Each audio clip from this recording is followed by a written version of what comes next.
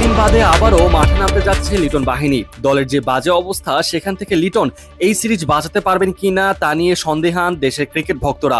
শ্রীলঙ্কার বিপক্ষে দ্বিতীয় টি-20 ম্যাচেও যদি হেরে যায় বাংলাদেশ, তাহলে টি-20 সিরিজেও হার বরণ করে নিতে হবে টাইগারদের। তাই তো এই হার এড়ানোর জন্য শেষ মুহূর্তে টাইগারদের একাদশে আসতে পারে পরিবর্তন। চলুন এক নজরে দেখে নেওয়া যাক কেমন হতে পারে টাইগারদের সম্ভাব্য একাদশ।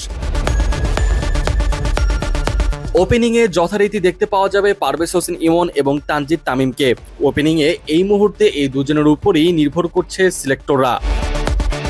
এরপরে এক নম্বরে দেখতে পাওয়া যাবে অফ ফর্মে থাকা অধিনায়ক লিটন কুমার দাসকে। অফ ফর্মের কারণে ওডিআই ফরম্যাটে জায়গা হারিয়েছেন। অধিনায়কের সুবাদে টি-20 ফরম্যাটে এখনো খেলা চালিয়ে যাচ্ছেন, কিন্তু লিটনের ফর্ম যেন এখনো ফিরছে না। এখন দেখা যাক দ্বিতীয় টি-20 ম্যাচে ব্যাট হাতে কেমন করেন লিটন। লিটনের পরে দলে দেখতে পাওয়া যাবে নাঈম শেখকে। দীর্ঘ বিরতির পর আবারও জাতীয় দলে ফিরে 29 বলে 32 রান করেছেন, যেখানে একটি 4 এবং একটি ছক্কার মার দেখতে পাওয়া যায় তার ব্যাট থেকে। দলের বিবেচনায় আপাতত এমন পারফরমেন্স যেন অনেক বড় ব্যাপার। তাই তো পরবর্তী ম্যাচের একাদশে দেখতে পাওয়া যাবে নাঈমকে। নাঈমের পরে দেখতে পাওয়া যাবে যথাক্রমে তাওহিদ হৃদয়, মেহেদী মিরাজ এবং শামীম পাটোয়ারিকে। ব্যাট হাতে হৃদয় ধীরে ধীরে তার ফর্মে ফিরছেন, যদিও গেল ম্যাচে খুব একটা আহামরি কিছু করতে পারেননি তিনি। এখন দেখা যাক দ্বিতীয় ম্যাচে কেমন পারফর্ম করেন। ওদিকে মেহেদী মিরাজ গেল ম্যাচে 23 বলে 29 রানের ইনিংস খেলে রানে ফেরার ইঙ্গিত দিয়েছেন।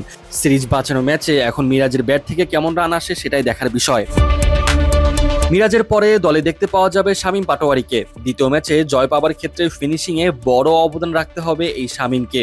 যদিও গেল বেশ কিছু ম্যাচ ধরে শামীমের কাছ থেকে কাঙ্ক্ষিত রানের দেখা পাওয়া যাচ্ছে না, তবে সিরিজ বাঁচানোর ম্যাচে শামীমকে অবশ্যই জ্বলে উঠতে হবে ব্যাট হাতে। এরপরে সাইফুদ্দিন অথবা নাসুম আহমেদ, এই দুজনের মধ্যে যে কোনো একজন সুযোগ পেতে পারেন একাদশে। কন্ডিশন বিবেচনায় কে দলে অন্তর্ভুক্ত হবেন সেটা জানার জন্য অপেক্ষা করতে হবে শেষ পর্যন্ত। বাড়তি বোলার এবং ব্যাটসম্যান হিসেবে রিশাদের অন্তর্ভুক্তিও নিশ্চিত। আর পেসারদের মধ্যে দলে অন্তর্ভুক্ত হবেন মুস্তাফিজ, তাসকিন ও সাকিব। এই তিনজনের মধ্যে যে কোনো দুজন।